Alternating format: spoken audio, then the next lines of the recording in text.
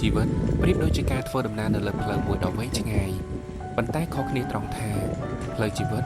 មានឧបសគ្គច្រើនរាប់មិនអស់ដែលយើងអាចនឹងជួបប្រទះសម្រាប់ផ្លូវដែលយើងបានជ្រើសដើរយើងអាចទទួលយកបានគ្រប់យ៉ាងទាំងពេលរីករាយនិងពេលកាត់ទុកព្រោះយើងគឺជាម្ចាស់នៃផ្លូវ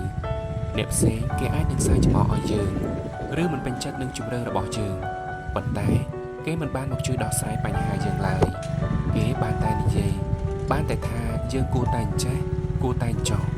តែពេលនិយាយហត់ពួកគេក៏ស្ងាត់ការតស៊ូពុះពេលជំនះនឹងបញ្ហានៅក្នុងជីវិតពិតជាលំបាកណាស់ទៅហើយដូច្នេះកុំយកសម្ដីមិនល្អរបស់អ្នកដទៃមកទុកដាក់ក្នុងចិត្តច្រើនពេក